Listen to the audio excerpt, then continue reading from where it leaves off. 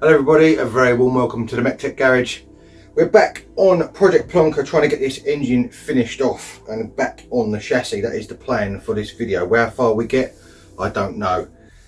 Before we start, I have to say a massive thank you. I'm over 2,000 subscribers now and I really do appreciate it. Thank you very much. It is absolutely mega. It is hopefully going to carry on going up and more, and obviously the more subscribers we get, the more projects like this we can do. So let's, without further ado, crack on and get this engine looking like an engine again and hopefully running as sweet as a nut.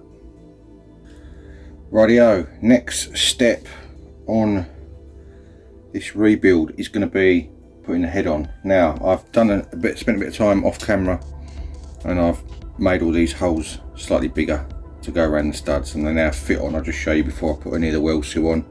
It drops on easy as anything. So I know that there's nothing binding up there now and it shouldn't cause any issues at all. What I'm going to do is put some well seal around the firings, so basically around the edge of the pistons and around all these water hole jacket holes, obviously on both sides of the gasket, and then obviously get the gasket on and get the head on hopefully, and that is how it's going to work with any luck. Now whoop, this stuff is quite runny. I wasn't expecting it to be like that, so I have to be a bit careful of that because I don't want it to run everywhere. That is assuming that this is correct. What I might do, you know what, I'm wondering if I should just put a layer of it over the whole thing, to be honest. I haven't heard it. My mate TT said just cover the whole thing. That's what we did on the DeLorean. It is quite runny, so it's quite difficult to get it to stay in a specific spot, if that makes sense. I think I'm just going to go with the whole thing. We did my DeLorean engine with it probably 10 years ago now, and it's been absolutely perfect. So using that as a past experience, you can't go hopefully too far wrong with any luck. I was expecting it to be a lot more runny, a lot more sort of not as runny as this, but obviously as it is, it sort of goes everywhere anyway. So I'm not putting loads on, just a little smear in your finger. I'm not so much worried about this side, but I will do a little bit just so it's got something on there. It's all uniform then.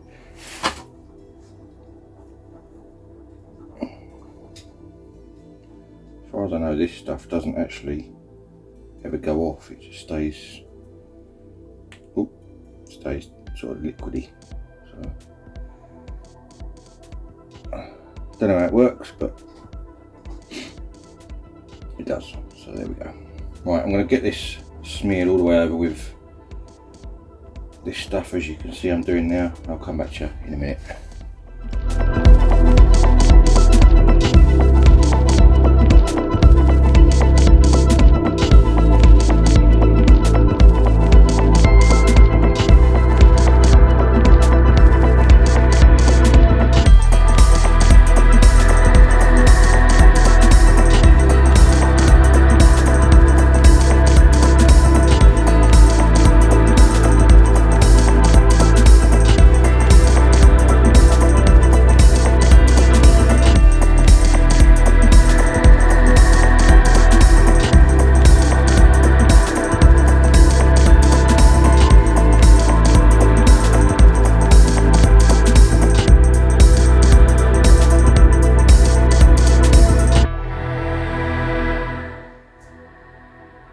You would have seen in that bit of time lapse all the well seal going on at the gasket and the head.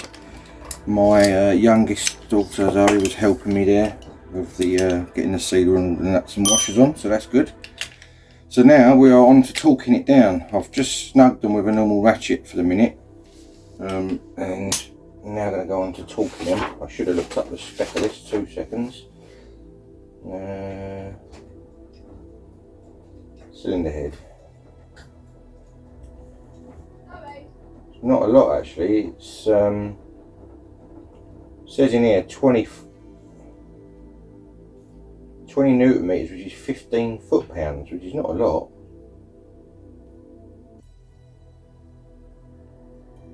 Well, that's the small ones. The bigger ones are 25. So these three here are 15. All these ones are 25. Which is still not a lot really, but we'll go with it because that's what it says. So I'm just thinking out loud here. Is there anything I've got to put on any of those studs before I tighten them down? I don't think the dipstick's got to go on. Just thought of that. The dipstick's got to go on, and it goes into here. What I'll do, I'll just put a little bit of, give it a wipe and put a bit of RTV around the bottom of that so that it doesn't leak.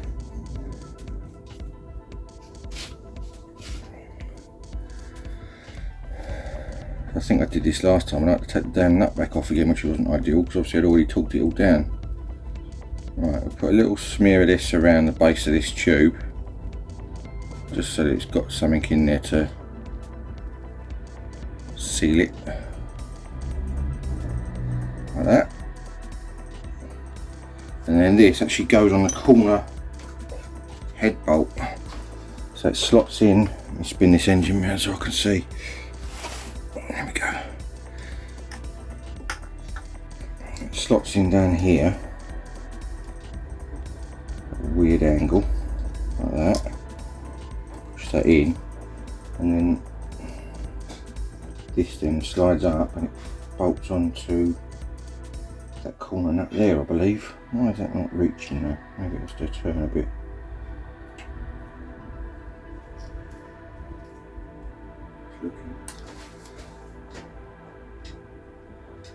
Yeah, it's definitely that corner one it's supposed to go on, so it's obviously got a little bit bent. So what I'll do, I'll quickly buzz that off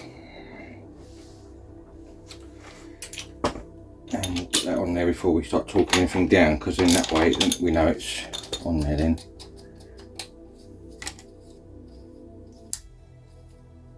I think that's why that stud is slightly longer than the others, because it has to fit over the top, like that. I remembered that. I'm pleased I remembered it this time before I torqued it all down, because as I say before I didn't do that. So it does show in the pictures there's another bracket that goes on this one. I'm not 100% sure what that's for.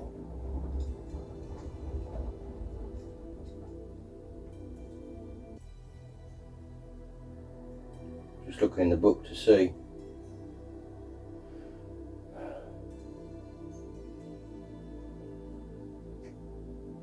It says on the early 750 engines it has a throttle bracket that goes on here, but obviously this isn't that, so that doesn't need to be put on there.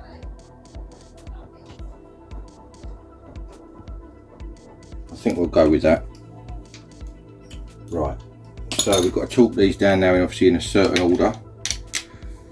Let me spin this round again. You start off with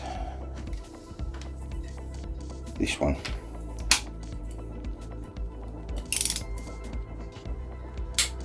That's a click, so that's good. And then it goes to the opposite side, I believe,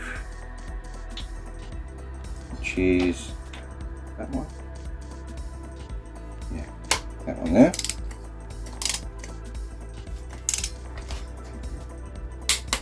And then this one.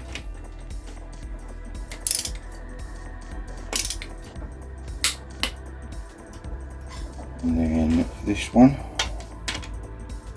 Oh, this one. I've got the engine going the opposite way to the picture, so I've got to be careful here. 4. 5 is that one.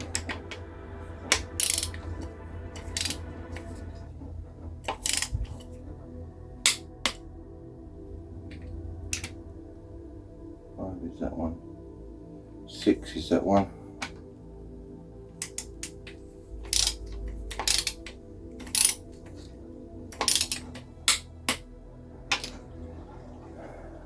sevens.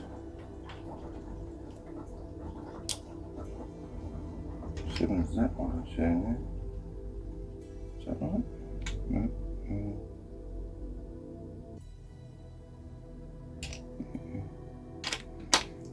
Sevens, that one.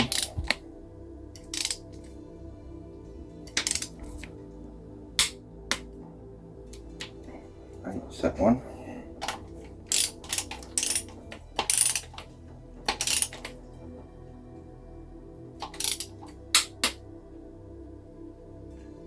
Where's 9? Lost 9. Ah, 9 is that one.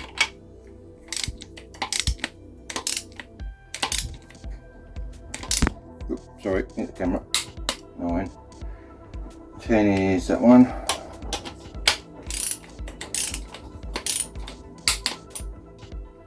11 is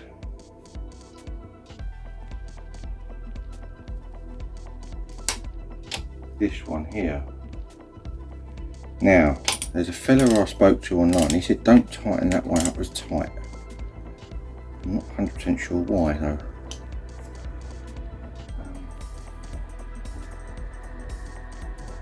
I think he said don't go any more than 20 newton meters on that one. Like that. Last one is this centre one here. There we go. So what I'm going to do is just go over all them again and make sure, obviously.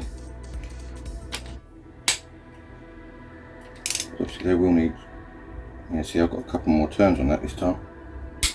One.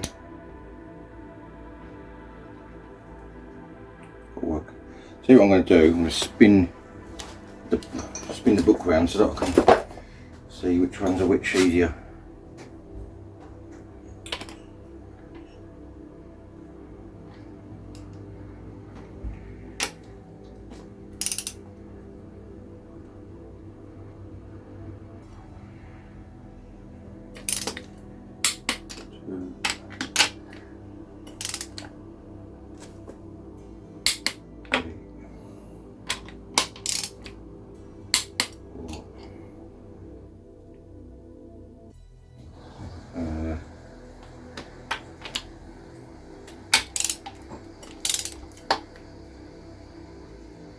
Amazing how much more turn you get on them the second time round.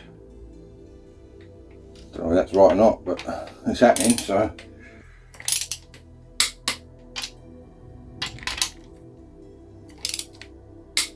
Maybe that's where I went wrong before. I'm sure I did this a few times before though, and it was the same as such.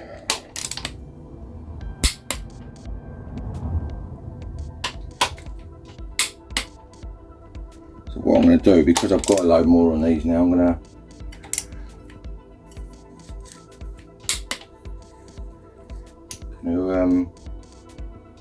have to check them again, I think. Right, starting again now. One. Still getting a bit more on each one every time.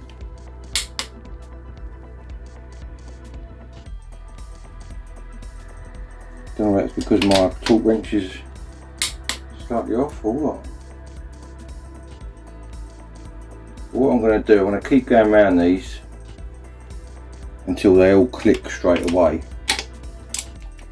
And at least then I know that one clicked straight away. That one almost did. So I'm going to keep going around them until I know they're all torqued down properly, and they all click straight away like that one just did. And then I know we're there. So I'll come back to you once I've done this, probably about 1 billion times.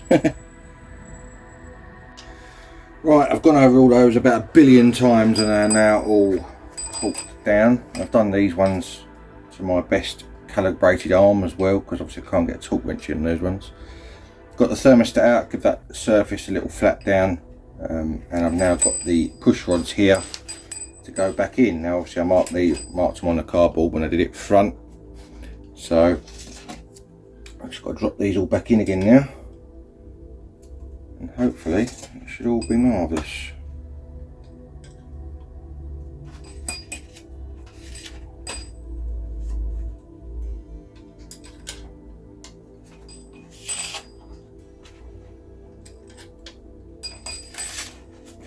I'll get these in and get the rocker assembly on. In theory, shouldn't need any adjustment because it was running before. Those on. This should just slot on now. Make sure there's no mank all over it when it's been sitting in the garage. It looks alright. I haven't really done anything else in the garage apart from this engine. I wanted to do all this before I started doing any other jobs in the garage so that I didn't contaminate everything, you know. That was the theory anyway. What's this not going on? There it goes. It should just drop on nice and easy. Yeah, it's going down, there it goes. A little bit stuck on the threads, that's all. So I need to, obviously where these are, some of these are compressed, we'll need a bit of tightening down or whatever. I will check them again possibly just to make sure that they don't, there's nothing that shouldn't be pressing too hard, that is, if that makes sense.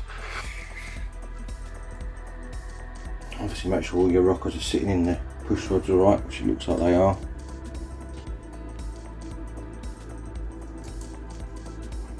I'm not sure what the torque setting on these is.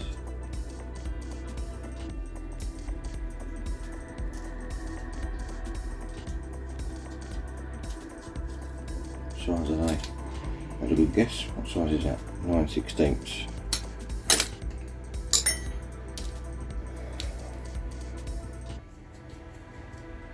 Just going to say I can't find my electric ratchet here. I've just seen it sitting right next to me, so let's buzz them down with that.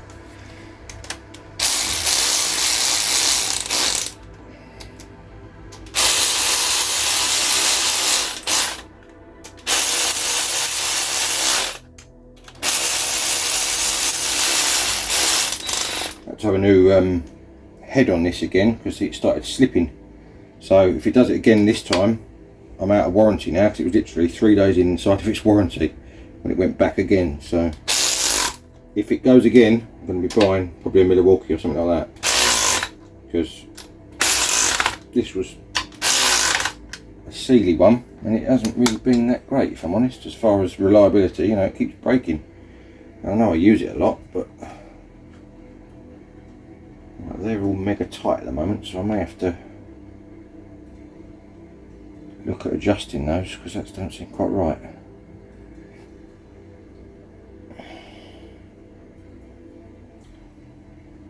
Yeah, gonna have to adjust those, I think, which stands to reason, I guess, because it's in a different block now, so it's going to be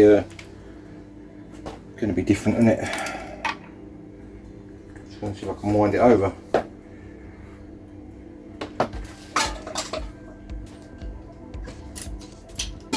Find the right size nut.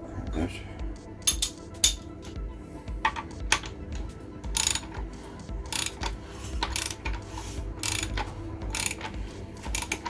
Definitely got good compression. I can hear it.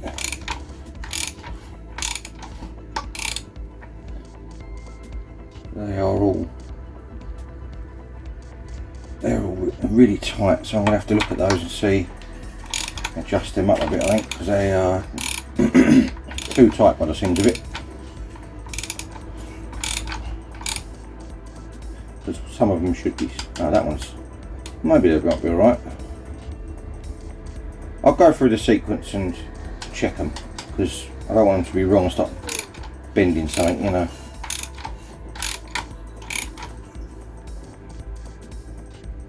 Right, I'm going to have a fiddle around with this, get this timed up, or not timed up, get the rockers set, make sure they're right with a feeler gauge, and I'll come back to you in a minute. Right, I'm just going to do the valve clearances on this, just thought I'd show you. This is what the book states how to adjust them. So you adjust number 1 valve with number 8 valve fully open, 2 and 7, 3 and 6, 4 and 5, 5 and 4, 6 and 3, 7 and 2 and 8 and 1. So that's the order we've got to do them in. They need to be cold. This is, just show you here, 0.006 inches or 0.1524 mil. So this number 1 valve, I couldn't even fit this in here a minute ago. I can now, just literally just slacken it off very slightly, not a lot, and it has now got a light bit of drag on it, which is what we want. See that's what it was like. It was too tight, so it wasn't a lot, but it was just enough to obviously make it so that it wasn't quite in spec. I just want a light drag like that, and then you have to hold the locking screw in, the screw in the middle, and lock the lock nut on the outside without moving it. Hopefully that's the theory anyway, like that. And check it again after. It's got a light drag on that, which is pretty much spot on. Very slight little bit of play, which is fine. I want to go, I don't know, does that want to go any tighter than that? No, probably not, because obviously you've got to allow for heat expansion. So I'm going to go all the way through the same like that with lock nuts on each of these, get them all adjusted into spec and check each one, and then obviously we can carry on from there.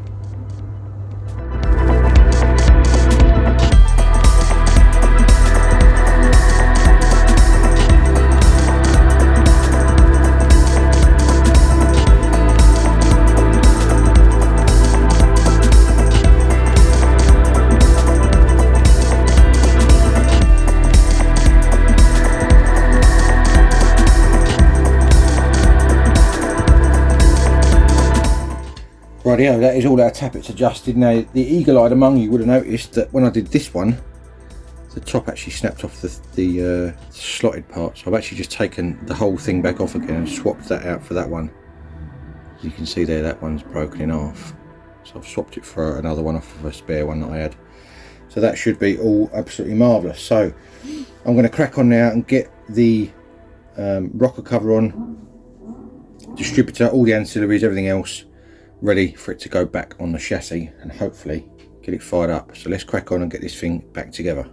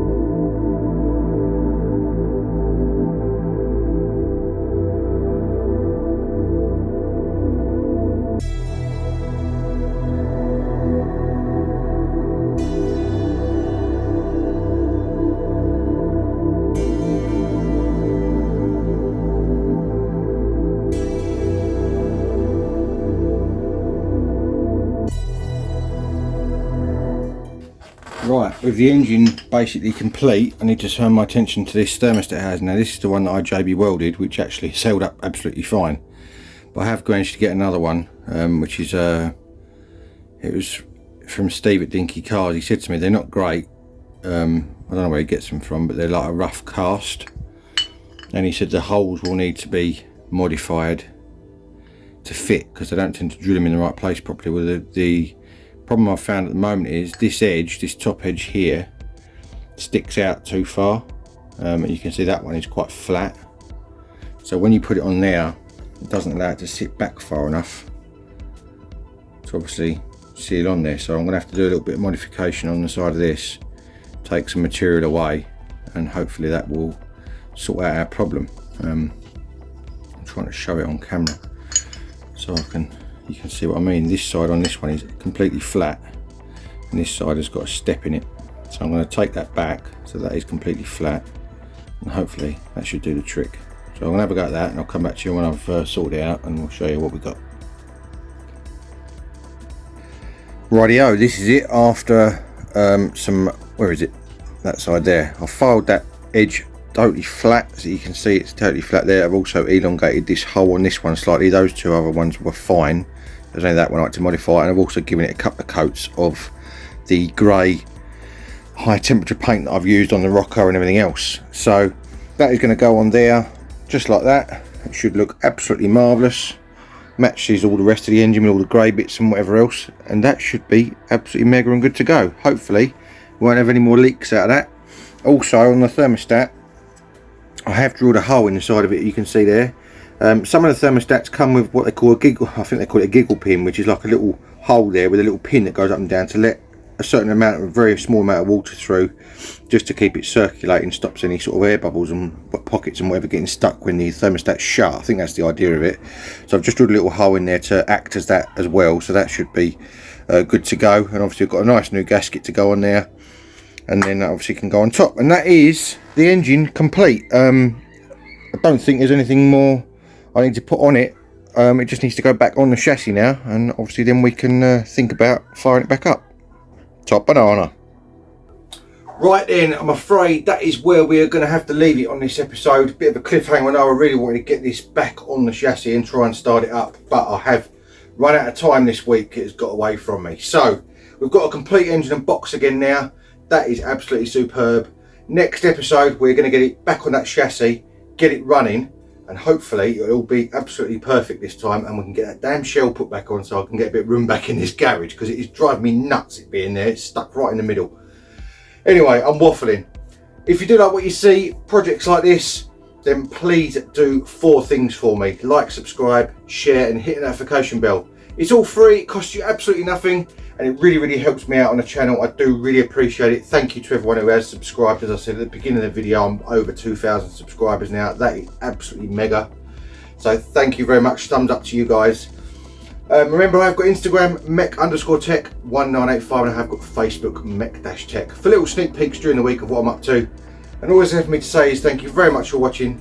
And if you want to join me soon for more automotive ventures, I'll see you again next time. Cheers, guys.